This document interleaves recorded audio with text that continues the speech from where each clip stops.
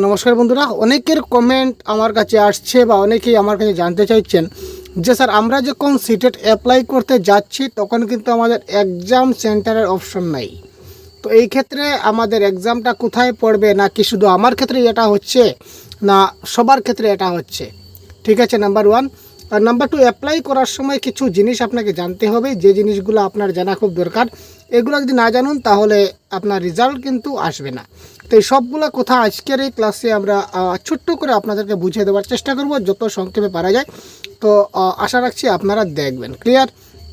তো প্রথমে আমি বলে রাখি যে এক্সাম সেন্টার নিয়ে যেটা আমাদের ডাউট, সেটা কিন্তু শুধু আপনার ক্ষেত্রে নয়, সেটা একদম অল ওভার ইন্ডিয়াতে সিস্টেমেই কিন্তু সেরকম হয়েছে। আপনার ঘাবড়ানোর দরকার নেই, সেটা মানে এজ এ ওভারঅল সিস্টেমেই কিন্তু সেরকম করা হয়েছে।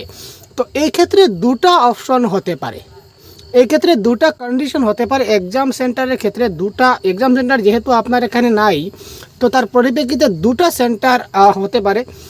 তো এই যে র্যান্ডমটা হওয়ার কিন্তু সবচেয়ে চান্স বেশি রয়েছে। জানি না কী হবে, কিন্তু আমার লাগছে যে র্যান্ডমটা হওয়ার চান্স খুব বেশি রয়েছে। তার মানে যে আপনি যে অ্যাপ্লাইটা করেন, আপনি অ্যাপ্লাই করার সময় আপনার তো অ্যাড্রেস দেবেন যে আপনি কোথাকার লোক। আপনার অ্যাড্রেস যেটা দেবেন, তো আপনার অ্যাড্রেসের অ্যাকর্ডিংলি যে আপনি যেহেতু ধরে নিন আপনি অ্যাড্রেস দিলেন গোয়ালপাড়া, এস ফর এক্সাম্পল আপনি অ্যাড্রেস দিলেন গোয়ালপাড়া। তো সেই গোয়ালপাড়ার আশেপাশে কোন সেন্টারটা রয়েছে, ওই সেন্টারে আপনাকে ডেপুট করা হবে যে আপনি ওই সেন্টারে যাবেন। আপনার নিয়ারেস্ট যেটা এক্সাম সেন্টার থাকবে এখানে আপনাকে দেওয়া হবে।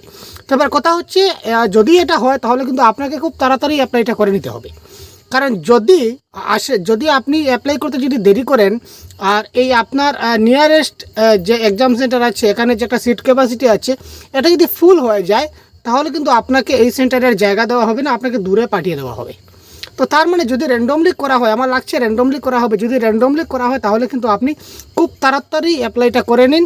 খুব তাড়াতাড়ি, যত তাড়াতাড়ি অ্যাপ্লাই করবেন তত আপনি আপনার এক্সাম সেন্টারটা আপনার মানে কাছে পাবেন, নিকটবর্তী শহরে আপনি পেয়ে যাবেন। আপনার অ্যাড্রেস রিগার্ডিং অ্যাড্রেস অনুযায়ী আপনার যে সামনে যেটা পড়বে এখানে আপনি পেয়ে যাবেন, নাম্বার ওয়ান। নাম্বার টু, আরেকটা অপশন আসতে পারে যে আফটার অ্যাপ্লাইটা শেষ হওয়ার পর 2 দিন কিংবা 3 দিনের জন্য হয়তো আবার একটা অপশন দেওয়া হতে পারে অফিসিয়াল ওয়েবসাইটে, এডিট অপশন। যে একটা এডিট অপশন দেওয়া হতে পারে, যে এডিট অপশনে আপনারা আপনাদের সেন্টারটা চুজ করতে পারবেন। ঠিক আছে, এরকম অনেক এক্সামে হয়, আমি দেখেছি। সিটেটে হবে কি না হবে না জানি না, এই ধরনের আগে হয়নি আদৌ, কিন্তু অন্যান্য যে সকল এক্সাম হয়েছিল কম্পিটিটিভ এক্সাম, এখানে প্রথমে অ্যাপ্লাই করা হয়েছিল, তারপর কিন্তু আবার অ্যাপ্লাইটা শেষ হওয়ার পর 2 দিন কিংবা 3 দিনের জন্য অপশনগুলো অন করে দেওয়া হয়েছিল, এডিট অপশন, যে এখানে আপনারা এক্সাম সেন্টারটা ক্লিক করতে পারবেন। তো এই ধরনের দেওয়া হবে কি না জানি না, যদি হয় তাহলে তো খুব ভালো, আপনারা নিজের মতো করে এক্সাম সেন্টার চুজ করতে পারবেন। আর যদি না হয় তাহলে র্যান্ডমলি হয়ে যাবে, এই ক্ষেত্রে কোনো টেনশনের কোনো ব্যাপার নেই। আপনাকে নিকটবর্তী যেটা এক্সাম সেন্টার আছে ওখানে দেওয়া হবে। তো আপনাকে কিন্তু তাড়াতাড়ি অ্যাপ্লাই করতে হবে, যত তাড়াতাড়ি অ্যাপ্লাই করবেন তত আপনি নিকটবর্তী সেন্টারে পড়ে যাবেন। আর যদি আপনি অ্যাপ্লাই করতে দেরি করেন তাহলে কিন্তু আপনি যদি সেন্টারটা আপনার নিকটবর্তী সেন্টারটা যদি ফুল হয়ে যায় তখন কিন্তু আপনাকে দূরে পাঠিয়ে দেওয়া হবে। তাই খুব তাড়াতাড়ি আপনি অ্যাপ্লাইটা করে নিন, ঠিক আছে? তো এবার যে জিনিসটা আমাকে জানতে হবে, যে প্রথমবার যদি আপনি সিটেট দিয়ে থাকেন, এটা হচ্ছে প্রথমবার যারা সিটেট দিচ্ছেন তাদের জন্য এই কথাটা মূলত।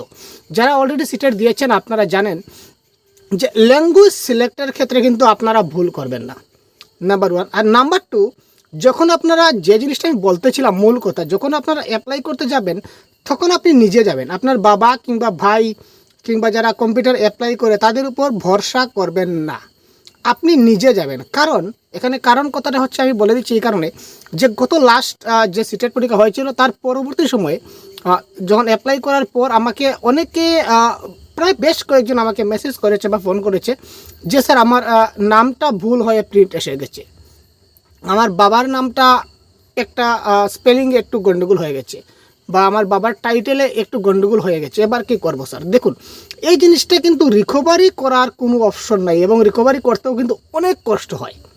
রিকভারি করা আদৌ সম্ভব নয়, কিন্তু তারপরেও যদি করতে চান তাহলে আপনাকে ডাইরেক্ট সিবিএসসি অফিসে যেতে হবে, সেখানে গিয়ে কথা বলতে হবে, পুরো ডকুমেন্ট প্রুভ করতে হবে। এটা একটা মানে দীর্ঘ একটা লং প্রসেস। তাই আমি বলবো যে আপনি যখনই অ্যাপ্লাই করতে যাচ্ছেন আপনি নিজে যাবেন, যে কোনো কম্পিউটার দোকানে যান বা যার কাছেই আপনি অ্যাপ্লাই করতে যাবেন বা আপনি নিজেও যদি অ্যাপ্লাই করেন, আপনি নিজে করবেন খুব ভালো করে অ্যাজ পার ডকুমেন্ট। আপনার যে HSLC বা আপনার HS হায়ার সেকেন্ডারি কিংবা ম্যাট্রিকের যেটা অ্যাডমিট রয়েছে সেই ডকুমেন্টটা আপনি নিয়ে যাবেন এবং এক এক করে ভালো করে আপনি খুব ভালো করে প্রপারলি সবগুলো জিনিস, নাম, অ্যাড্রেস, তারপর বাবার নাম, ডেট অফ বার্থ, আপনার নিজের নাম, এইগুলাতে যাতে একটাও যাতে মিস্টেক না হয় এই জিনিসটা খুব লক্ষ্য করবেন। এবং ফাইনাল সাবমিট ফর্মটা ফিল আপ করার পরও ফাইনাল সাবমিট মারার আগে আরেকবার চেক করে নেবেন ভালো করে প্রথম থেকে লাস্ট পর্যন্ত যে কোথাও কিছু ভুল হলো কিনা না।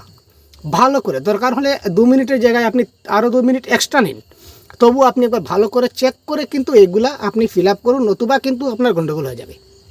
আপনি সিটেট কোয়ালিফাইও করবেন, আপনি প্রিপারেশন নেবেন, ভালো করে পড়াশোনা করবেন, তারপরে সার্টিফিকেট যদি আপনার ভুল চলে আসে, যদি স্পেলিং মিস্টেক হয়, তাহলে কিন্তু এই সার্টিফিকেট দিয়ে আপনার চাকরি হবে না, ইটস নট কনফার্ম। ঠিক আছে, তো এই অ্যাপ্লাই করার সময় আপনি নিজে যাবেন এবং নিজে বারবার ভেরিফাই করবেন এবং দেখবেন যাতে করে কোথাও ভুল না হয়। আর ল্যাঙ্গুয়েজ 1 এবং ল্যাঙ্গুয়েজ 2 সিলেক্ট করার সময় খুব ভালো করে জিনিসগুলো মাথায় রাখবেন। কারণ ল্যাঙ্গুয়েজ 1 আপনি দেবেন, কি দেবেন আমি বলে দিই আপনাকে, মানে আমার কথা মতো যদি আপনি করেন তাহলে ভবিষ্যতে আপনার কোনো সমস্যা হবে না, এটা আমি বলতে পারি। যদি আপনি বেঙ্গলি মিডিয়াম স্কুলে চাকরি করতে চান, অর্থাৎ আপনি কোন মিডিয়ামে স্কুলে চাকরি করতে যাবেন সেটা আপনার উপরে ডিপেন্ড করছে। হতে পারে আপনি বেঙ্গলি মিডিয়াম আপনার আশেপাশে আছে, আপনার ডিস্ট্রিক্টে আপনি বেঙ্গলি মিডিয়াম স্কুলে চাকরি করতে যাচ্ছেন, কিংবা অনেক যারা আমাদের আসামিস মিডিয়াম রয়েছে আপনারা আসামিস মিডিয়াম স্কুলে চাকরি করতে যাচ্ছেন, কিংবা আপনারা হিন্দি মিডিয়াম স্কুলে চাকরি করতে যাচ্ছেন, বিহার কিংবা উড়িষ্যা বা রাজস্থানে যারা রয়েছেন আপনারা হিন্দি মিডিয়াম স্কুল আপনাদের অনেক আছে, আপনারা হিন্দি মিডিয়াম স্কুলে চাকরি করতে যাবেন।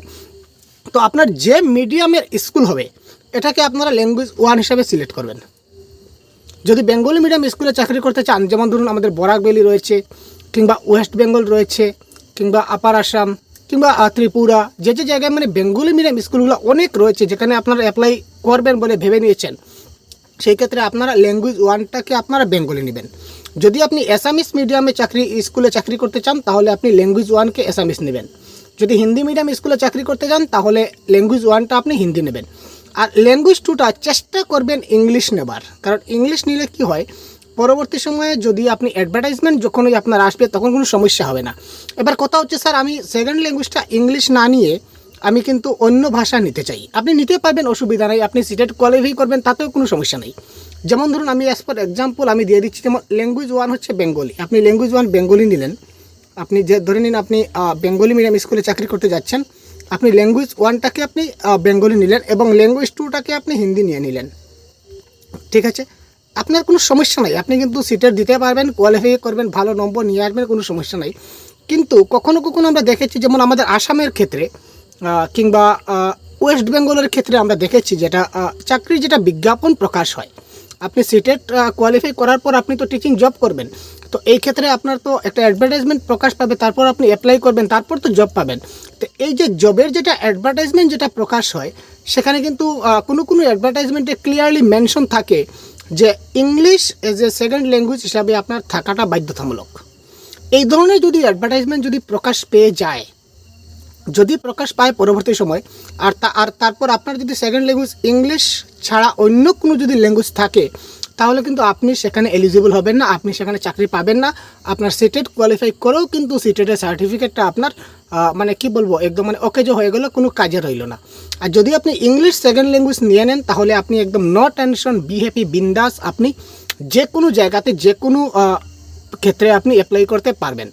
ইংলিশ ছাড়া কোনো সেকেন্ড ল্যাঙ্গুয়েজকে কোথাও কোনো বাধ্যতামূলক করা হয়নি। যদি সেকেন্ড ল্যাঙ্গুয়েজ বাধ্যতামূলক করা হয়ে থাকে তাহলে ইংলিশকে বাধ্যতামূলক করা হয়। আর ল্যাঙ্গুয়েজ 1 আপনার বাধ্যতামূলক থাকবে যে মিডিয়াম স্কুলে আপনি চাকরি করবেন, এই মিডিয়াম অনুযায়ী আপনাকে ল্যাঙ্গুয়েজ 1টা সিলেক্ট করতে হবে। ক্লিয়ার?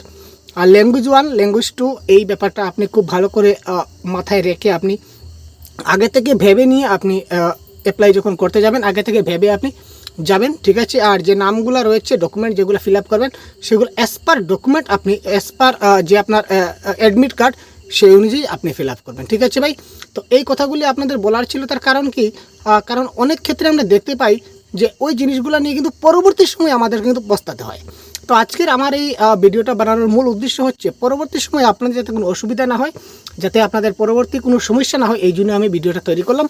তো আর যদি কোনো কিছু আপনাদের কারোর জানার ইচ্ছা থাকে তাহলে অবশ্যই কমেন্ট বক্সে আমাকে জানাবেন। আমি যথাসম্ভব আপনাদের কমেন্টের মাধ্যমে উত্তর দেওয়ার চেষ্টা করব। ধন্যবাদ।